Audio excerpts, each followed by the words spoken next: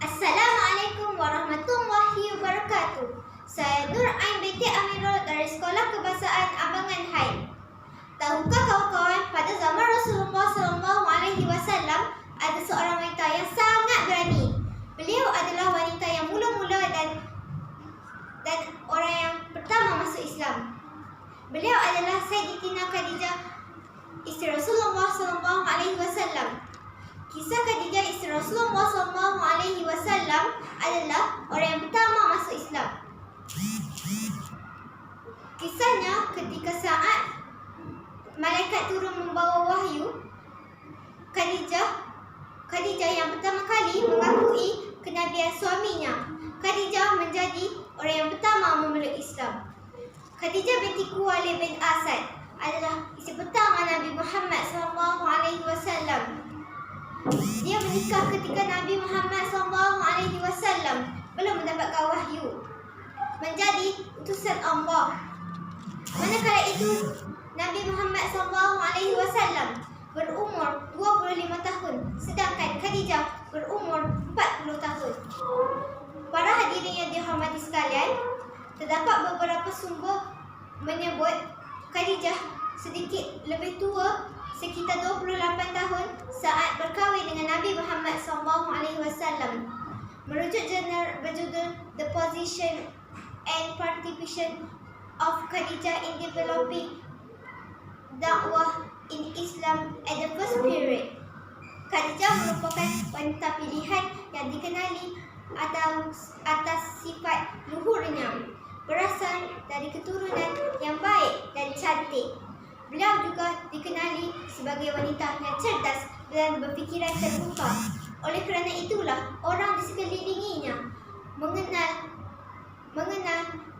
dan menggelar beliau sebagai At-Tahirah yang bermaksud suci dan mulia serta memiliki sifat yang luhur.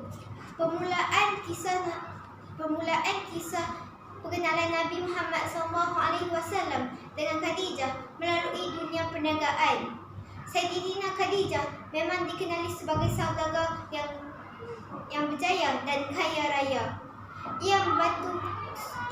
Ia biasa membantu suatu kabilah dagang dari Mekah ke Syam dan memberi hasil atau keuntungan dengan pedagang yang lain. Suatu ketika Nabi Muhammad SAW kerjasama dalam usaha dagang Khadijah, gelaran Al-Amin. Itu membawa Khadijah ke Jurshi, suatu daerah dekat Kamshi Masyik. Begitu pula dengan wilayah-wilayah lain di luar Mekah. Dalam menjalankan perniagaan, Nabi Muhammad SAW ditemani Maisarah, seorang budak milik Khadijah. Maisarah selalu takjub sebab perniagaan yang dijalankan Nabi Muhammad SAW selalu mendapatkan untung. Setelah kembali dari perjalanan dagang tersebut, Maisarah pun menceritakan mengenai pribadi Nabi Muhammad SAW kepada majikannya.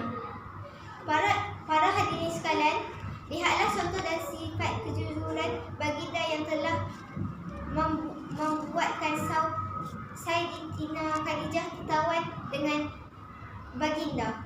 Seperti dalam firman Allah Ta'ala yang bermaksud, "Dan tiadalah kami mengutuskan engkau, wahai Muhammad, melainkan untuk menjadi rahmat bagi setiap alam, bagi sekalian alam."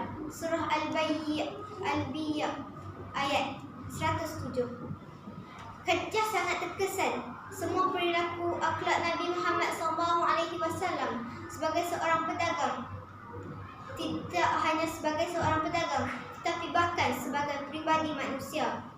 Al-Kisah dari penceritaan tersebut, Khadijah kian merasa tertarik kepada beliau. Seperti dalam firman Allah Ta'ala yang bermaksud, "Dan bahawa sesungguhnya engkau mempunyai akhlak yang amat mulia." Surah Al-Qalam ayat 4. Setelah tiba saatnya, Khadijah pun melamar Nabi Muhammad SAW. Dalam hal ini, perempuan itu mengutus seorang sahabatnya, Nafisah binti Umayyah, yang juga bersaudara dengan Nabi Muhammad SAW. Khadijah adalah istri sekaligus orang terdekat Nabi Muhammad SAW. Nabi Muhammad SAW pun menerima tawaran Nafisah untuk menikahi Khadijah. Urusan pernikahan pun telah dipersetujukan. Ia juga menjadi golongan sekaligus